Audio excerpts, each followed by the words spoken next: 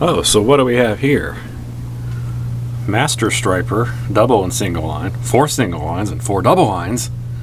I got it for $5. It's about a year ago I got this. It's never been opened. It's been kind of popped open a little bit, but not opened. And it says 1992.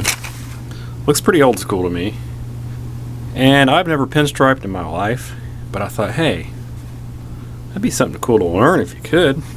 Now granted, it's not brushes or anything like that, and it might be a cheaper set, but we'll give it a practice try. I got some paper here, kind of like what we use for the templates for the van. It's sketch paper, and I happen to remember in this February 1980 custom rodder, there was an article about pinstriping.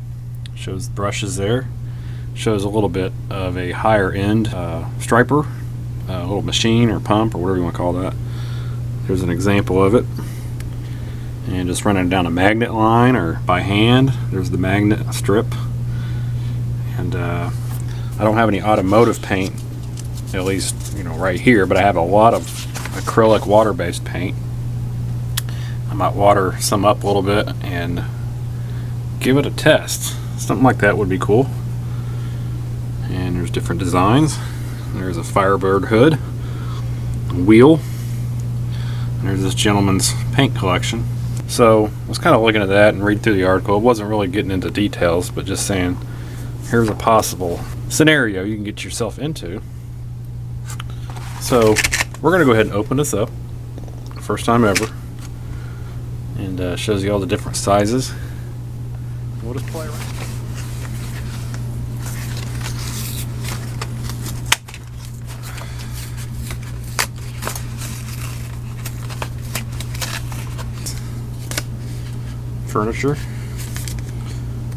Furniture, yeah, you see a lot of furniture with it. Doors on furniture, curtain boxes, lamps, racetracks, toys. Pinstriping goes way back. It even started showing up on the early cars, and before that the old carriages, even old farm wagons. My dad's got some farm wagons, and a lot of them originally had some pinstriping on it, so it's an old art. I don't think it's necessarily died off, because there's a lot of people, rat rodders and rockabillys, they like to do some of this stuff. They do it the old school way, or even new ways they can do it. So here's our wheels, detail wheels, I guess. I'll have to look at it. You got some different, I know they all have different purposes, but it looks like we'll have to kind of learn our way through it. Some of you are probably watching this going, yeah, you don't know what he's doing. Well, you're absolutely right, I don't. Let's see. Well, we figured that part. It does unscrew. Now it's got this here. It must be just a little gasket. Something like that.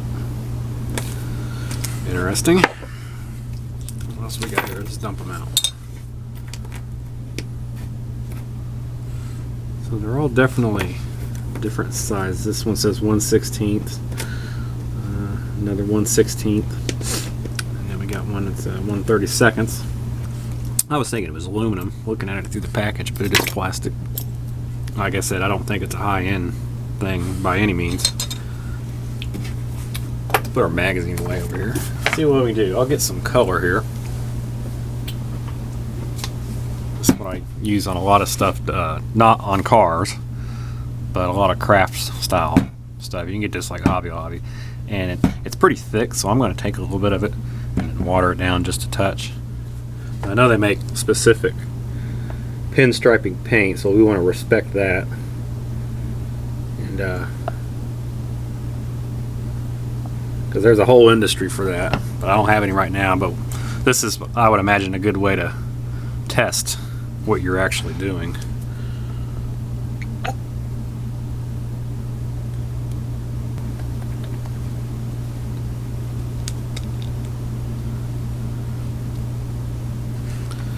Now this is just me guessing. We're kind of going through this together, especially if you don't know anything about it. If you do know something about it, I'd love to hear your input. I did loosen that paint up. Maybe the pinstriping paint is, as it goes, is much thicker. But it might be something that'll show itself as we're trying to figure it out here. So all I'll do is put a little deal on here as it was.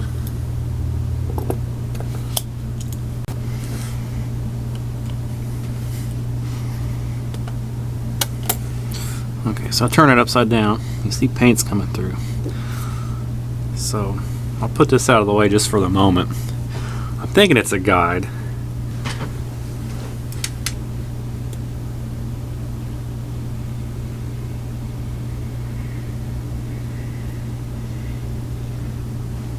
Now that looks pretty good actually. There's the line I did. Now we'll do another one. Just start up here in this corner. I notice you got to keep the wheels very even.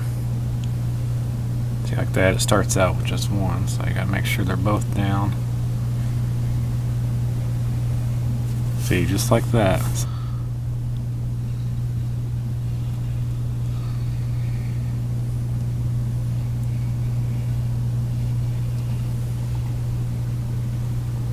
It's actually, it seems like something like this wouldn't be that accurate for some reason, but it actually, and this is paper that's, you know, fairly porous.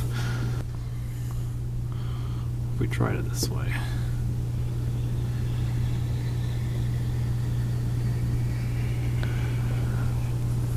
kind of did a, it was like all the tire tracks, didn't it?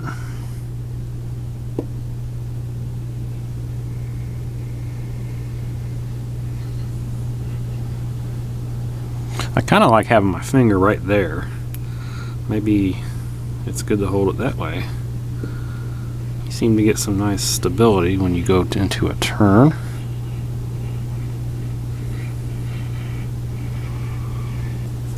Let's try one of the other variations right here. See what we can do with that. So as I was cleaning this out, I noticed that this just falls out. So it is adjustable as far as how you clock it. And it comes out. Which I was wondering how you switch the wheels. And it looks like it's just like this. Yep. Pops apart. Helps you clean it really well. So you have this spacer right here. This one says 3/32. And like I showed you before, there was a 1/16 and then a 1/32, so you can get your spacing between the wheels as you wish. And I would imagine if you just want to run a single, you would just run one wheel. So if you want a wide wheel, looks like this, which I'm not real familiar with that design. I guess it'll leave just enough gap. It's a very small gap in there. And put this back together so you can line it up, make sure it is pretty square. These are the wheels that was in it that made all these little tire tracks. Make sure we're on there flush. Yep. Okay. Guess it just gives you a nice fat line. Runs them together.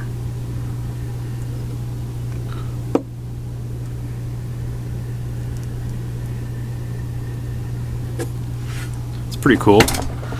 I like how I mean, it's not exactly sharp, being this is paper and the paint is probably a touch too runny, but on a steel surface or something that's slick with paint on it, it would probably look really nice.